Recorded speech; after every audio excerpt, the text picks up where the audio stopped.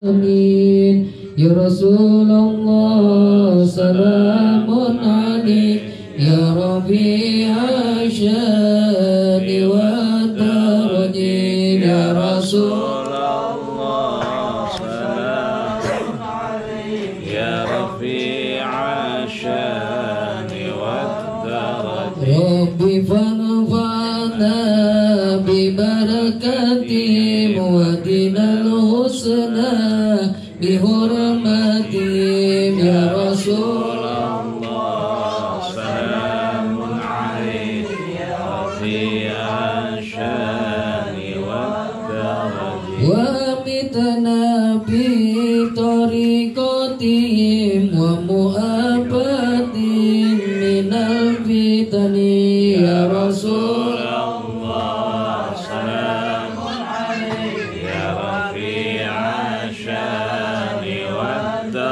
Allahumma salli wa sallim wa barik alaihi wa ala alihi.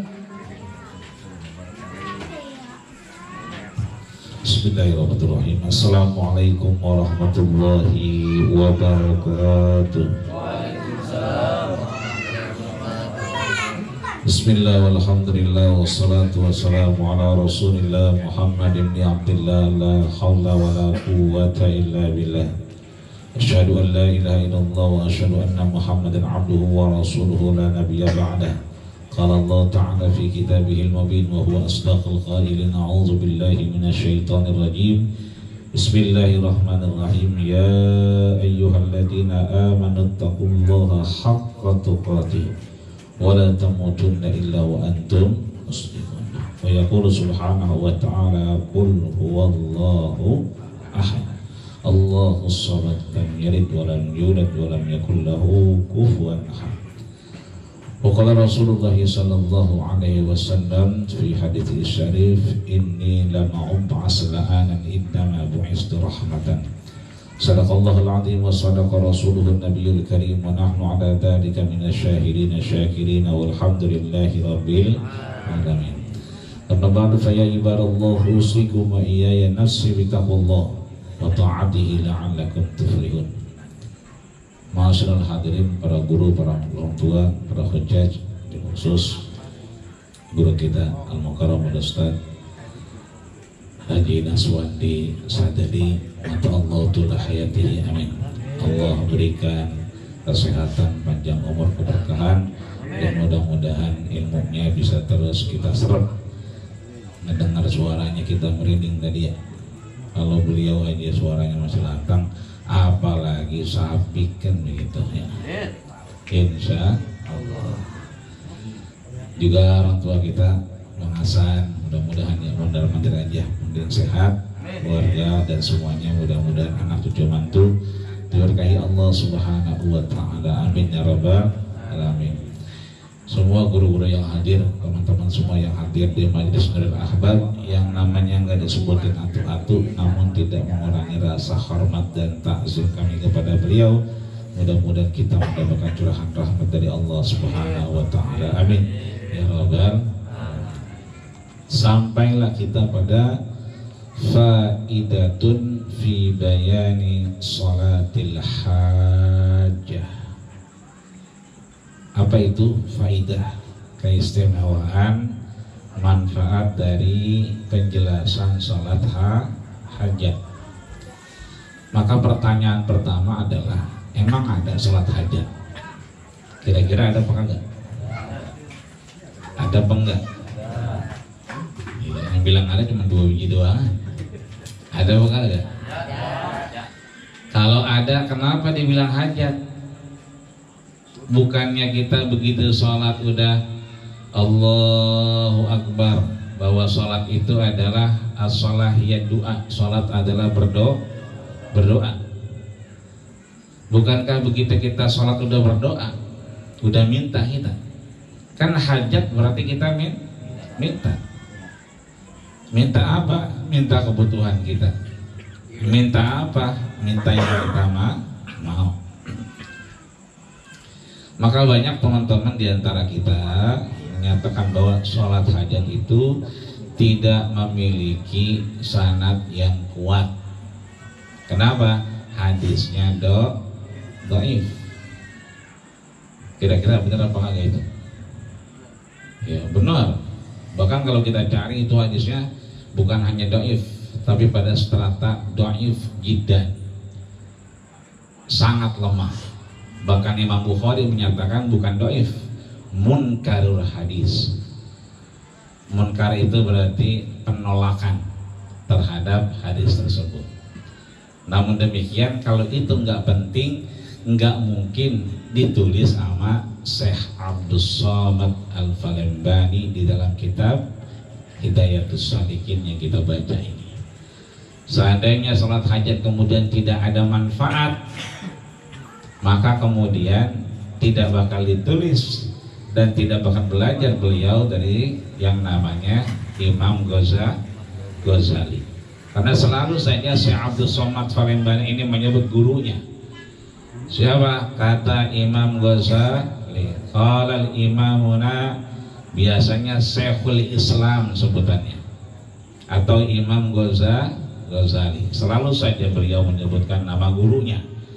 Maka ta'ziman lahu wa ta'ziman lahum, selalu kita kemudian mudah-mudahan guru-guru kita, khusus almarhum al-maghfurlah Habib al-Mahbub Habib Syekh Al-Ghadri yang sudah meninggalkan kita, mudah-mudahan dengan ilmunya Allah pertemukan dengan seluruh orang-orang saleh, para anbiya wa shalihin wa syuhada, dan kita tentunya mudah-mudahan mendapatkan keberkahan dari ilmu yang ditinggalkannya. Amin ya rabbal alamin. Jadi permasalahan pertama, benar apa yang dibilang teman-teman kita tuh yang celananya pada cingkrang-cingkrang, yang katanya orang pada kafir. Itu benar sebetulnya, cuman benernya dia cuma sampai dia kata murabinya, kata gurunya, belum sampai pada pencarian aslinya. Sedangkan yang membedakan kita dengan agama lain adalah kita punya yang namanya sanad, kita punya yang namanya matan, kita punya yang namanya rawi. Yang membedakan agama Islam dengan agama yang lainnya adalah kita bisa cross check langsung apa yang berkaitan dengan agama kita dengan cara sanad. Sanad itu yang an dari siapa, dari siapa, dari siapa. Ya. An Ja'ud bin Yasin berarti dari Ja'ud bin Yasin. Ya pokoknya dari siapa? Oh dia dari Habib Shauqi, ya kena. Kenapa? Karena sadarnya sampai, kan begitu. Tapi kalau misalnya menjauh dari Bang Oji, ya nggak nyampe begitu. Artinya biar kata dari Bang Jaat, kalau dengarnya langsung dari almarhum al-maghfurlah Habib Shauqi, ya sampai gitu. Karena bersanad sampai kepada akarnya. Yang kedua matan itu redaksinya, ada nggak bunyinya. Yang ketiga adalah rawinya, dia masuk dalam legalitas sahih atau tidaknya. Itulah yang kemudian tidak diketemukan di agama lain. Dan agama lain kemudian mengiyakan itu, bahwa agama Islam masih punya standar untuk kemudian kita mendapatkan keabsahan. Dari mana? Dari apa yang kita pelajari. Maka di sini disebutkan faidah. Ya, ada faidah, ada keutamaan, ada manfaat. Fi bayan, makanya beliau membahasakannya fi bayan, bukan langsung fi salatil hajah. Bukan faidah fi salatil hajah, bukan faidah dalam salat hajat, tapi faedah fi bayan, penjelasan mengenai salat hajat. Karena salat hajat itu sendiri ditarik ulur. Sebagian mengiyakan, sebagian tidak. Ya. Maka di sini bahwa di alinea pertama disampaikan ini satu faidah. Ya, ini satu faidah. Satu apa? Satu keutamaan. Dari apa? Sembahyang hajat. Ya. Ingat kalau tak marbutah di akhir berarti bunyinya ha. Berarti sholat hajah, gitu kira. Hajah ini kalau kita lihat hajah yahuju hajatan, keperluan. Ya, jadi kita ada perlu. Dulu KTP habis kita ngomong ke RT, karena udah nggak ada habisnya, ya seumur hidup yang nggak ketemu sama RT udah, kan begitu. Ya, masih ada. Iya. Karena apa? Kalau tak marbutoh terakhirnya berarti itu diganti jadi hajah. Kalau tak taknis berarti hajat. Nah di sini nggak dibilang hajat tapi hajat. Ada keperluan. Imam Syafi'i bilang kalau berjual beli nih airnya pron apa port apa ini? Morek mobil ini. Iya. Iya, prot ini. Ya, orang empret udah di udah di boykot ya. Kalau kata Imam Syafi'i, saya beli ini emprot ya kan seharga 500 perak tunai, kan begitu kata yang beli nih. Yang jual, iya saya jual, terima, kasih duitnya, kudunya ada ijab sama qabul kata Imam Syafi'i. Dan diiyakan oleh Imam Hanafi Hambali bahwa ijab qabul itu harus. Tapi kondisi kita begini, yang Alfamaret, Indomaret, apa baik itu 2212 terus kayak segala macam penuh orang. Kadang-kadang hari-hari yang datang lakinya, bininya, anak kawin 3. Lah kan 5 troli itu. Babanya dorong, emaknya dorong, anak yang dorong. Lah kalau atu-atu saya beli korek ini dengan harga 1000 tunai, ya kan? Kalau ini atu-atu, lo baru 5 biji aja setengah jam. Kalau sekeranjang, lo itu antrinya hari-hari sampai lampu merah. Nah yang begitu merusak. Nah kata Imam Syafi'i boleh menghilangkan asas kalau diketemukan hajah, ada keperluan yang mendesak. Nah begitu.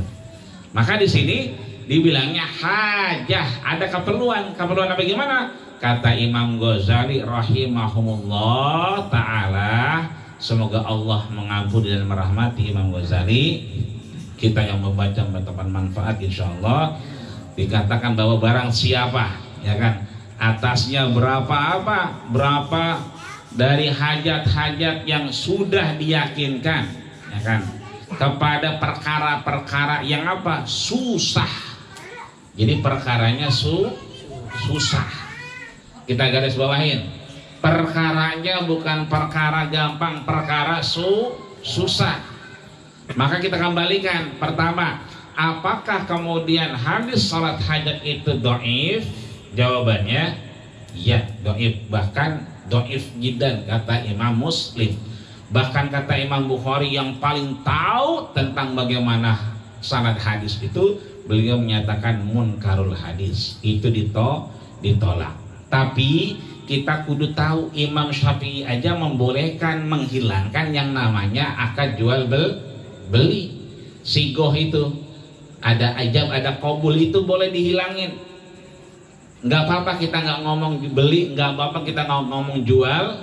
Yang penting ada tafahum, sama-sama ngerti dan ada hajat di situ. Ada kebutuhan karena orang semua butuh, maka nggak ada yang ngomong. Cuman cengar-cengir, tengah-cengir, ceret, ya kan. Begitu mau bayar juga nggak pakai duit kan, ngeluarin apa tuh, kartu kredit ya, apa debit, ya kan, digesek tengah-cengir tanda tangan. Ya sekarang mah udah pakai pin ya, gitu kan. Artinya apa? Udah nggak ada ijab kabul yang begitu diperbolehkan. Maka di sini juga, ya kan, Imam Syekh Abdul Somad Falinbani menggarisbawahi bukan pada perkara hajat yang biasa, tapi perkara hajat ya yang apa? Yang susah. Di sini disebutkan perkara suatu yang susah atasnya, maka hendaklah ia sembahyang hajat. Jadi perkara yang susah atasnya maka dia sembahyang hajat. Ini kita ingin tegaskan begini. Iya emang begitu. Emang dhaif. Tapi kenapa kita sholat hajat? Karena di sana banyak ulama kemudian mendorong itu kalau perkaranya susah. Ya, itu artinya kita dituntut untuk menyatakan satu dalil yang memang kita ketahui untuk melegalkan apa yang kita lakukan. Ya. Maulid misalnya, memang Nabi tidak pernah mengajarkan seperti itu, seperti yang kita lakuin. Nabi nggak ngajarin, tapi ulama mendorong itu harus terus dan berkembang sampai sekarang, dan itu nggak hilang. Kata Michael Hart yang nulis bahwa Muhammad itu kemudian menjadi tokoh nomor 1 dari The 100. Seandainya yang dieluk-elukan itu kebatilan, kebohongan, maka dia hilang sendiri. Tapi kalau kebenaran, dia bakal hidup terus. Maulid kita, biar kata dia nggak dicontohin sama Nabi, begitu caranya. Nabi kan nyontohnya kan yaumal isnin yauma wulidtu. Ya kan, ada Senin aku emang ulang tahun nih, lahir. Hari Kamis yauma yurfa'u fihi amal, kan begitu. Mengenalkan saudara-saudaranya, mengenalkan sahabatnya, mengenalkan nanti ada orang yang tidak malam yarau Nabi, nggak pernah ngelihat aku, fa innahu yu'minu Nabi, tapi dia beriman kepadaku, dialah yang kemudian menjadi saudaraku. Siapa dia? Kita, insya Allah. Itu artinya bahwa meskipun tidak kemudian dicontohkan seperti itu sama Rasul, tapi ulama mendorong itu untuk apa? Kita tidak taklid buta, tapi kita itiba. Nah, maka di sini dalam proses hajat ini, biar kata itu doi, tapi kita harus menempatkan bahwa kita melakukan aktivitas beribadah secara proporsional dengan dalil yang kita ketahui. Ntar kita buka, ya kan? Maka kemudian kita perlu tahu dulu, kalau Syekh Abdul Somad menyatakan bahwa pada perkara sesuatu yang susah, berarti pengecualian. Itu artinya yang harus kita pahami yang pertama, bahwa semua sholat itu adalah sholat hajat. Subuh, zuhur, asar, maghrib, tadi kita sembahyang isya sebelum ngaji, itu hajat. Kenapa? Setiap yang kita minta itu adalah kebutuhan kita, kebutuhan bahasa kita, bahasa pertukangan.